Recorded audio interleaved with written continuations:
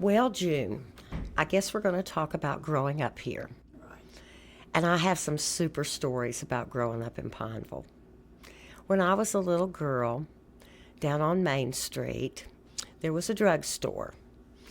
It was owned by Doc Holloway, and he was a pharmacist, not a doctor. But it was the neatest place to go.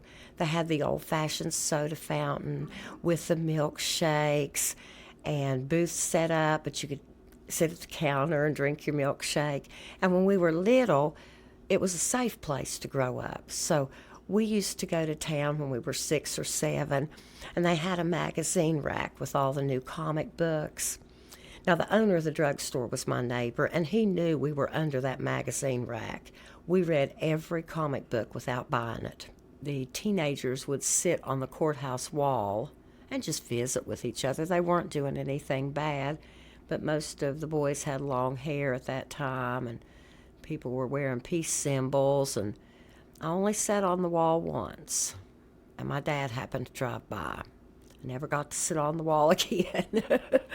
The Cruz family in Pineville had a general store, and it's where I got my first penny loafers.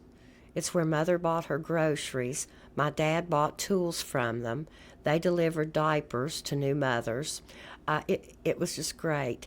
And one time in grade school, I took all my friends there, and we had a charge account.